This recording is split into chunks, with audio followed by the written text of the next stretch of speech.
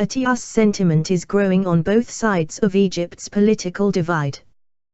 The pro-military camp accuses Washington of supporting deposed President Mohamed Morsi and the Muslim Brotherhood, while the Brotherhood rejects any kind of U.S. interference in the current crisis.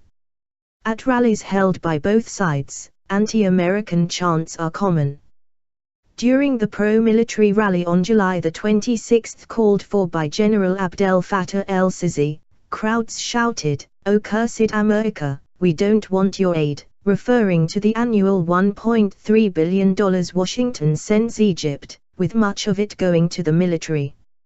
Meanwhile, chants of "O America, why do you interfere?" are often heard at the pro-Morsi sit-in at Azaz City's Rabaa Al-Adawiya Mosque.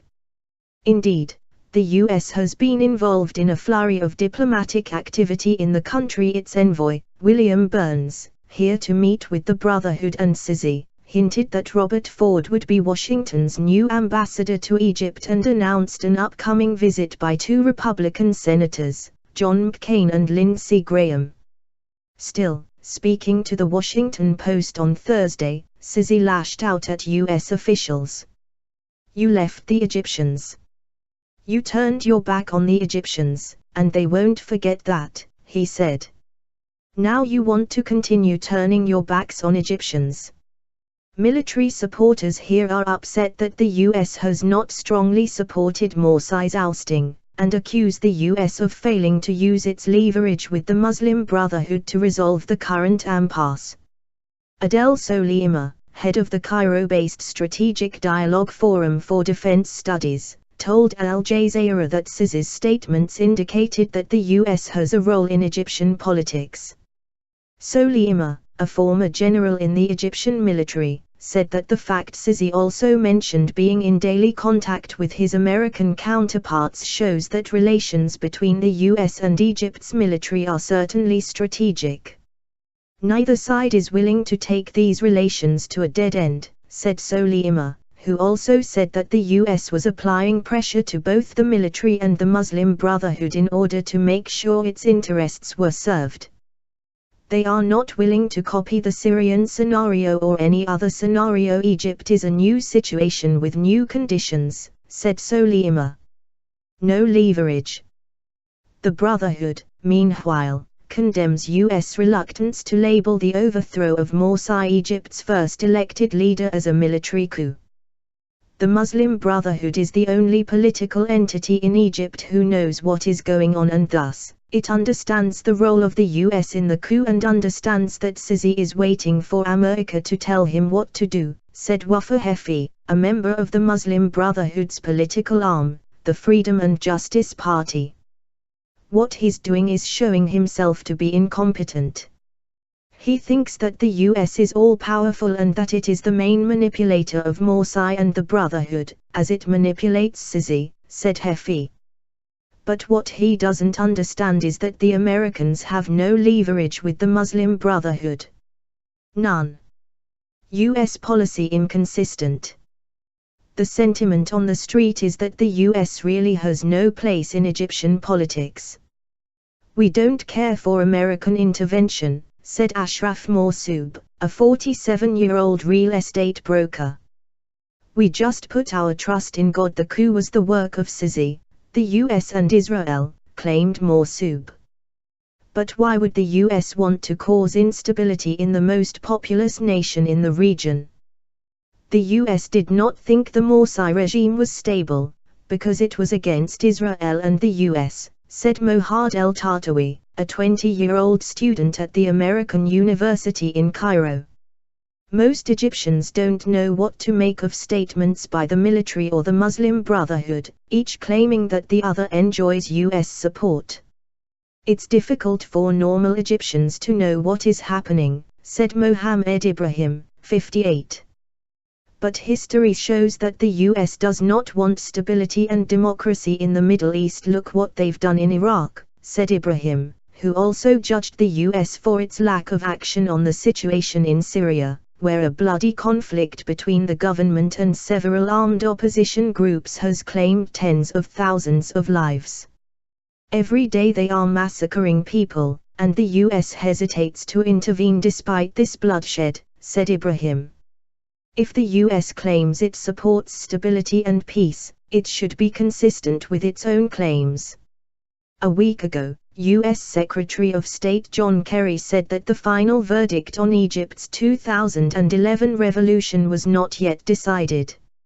A meaningful political dialogue, for which interim government officials have themselves called, requires participants who represent all the political parts of Egyptian society, he added.